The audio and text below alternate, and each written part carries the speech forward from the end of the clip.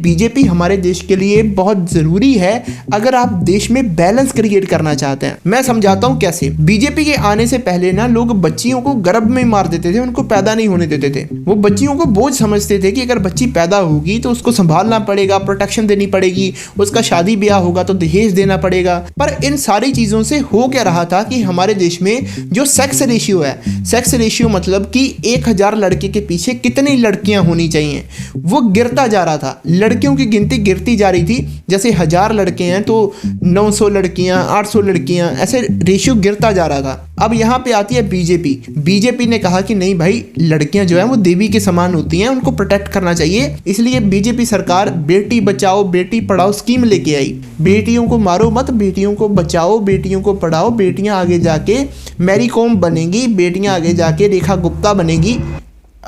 नहीं, ये थोड़ा सा गलत हो गया। बेटियां आगे जाके मैरी कॉम बनेंगी, बेटियां आगे जाके कल्पना चावला बनेगी, तो उनको मारो मत। तो बीजेपी की ये बेटी बचाओ बेटी पढ़ाओ स्कीम से क्या हुआ कि ये जो सेक्स रेशियो था ये बैलेंस होने लग गया। लड़कियों का जो नंबर 800 से 900 हो गया, 900 से 950 हो गया, तो ऐसा बढ़ने लगा। और 2022-23 में जाके फाइनली हमारे देश ने 1000 लड़कों के पीछे 1000 लड़कियों का जो टारगेट था वो कंप्लीट कर लिया। पर इसमें ना थोड़ी सी दिक्कत हो गई। अब हमारे देश में 1000 लड़कों के पीछे 1020 लड़कियां थी, मतलब 20 लड़कियां ज्यादा थी।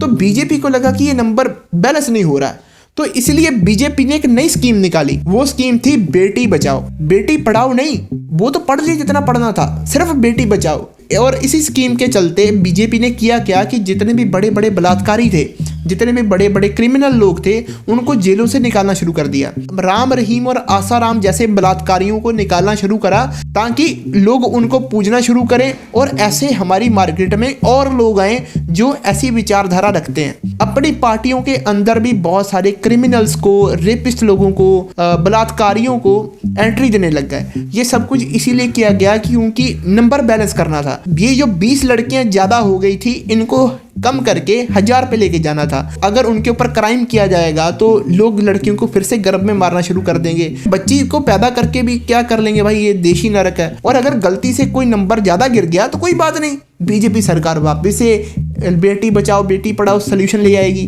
तो इस तरीके से ये नंबर अप डाउन चलता रहेगा। तो इस तरीके से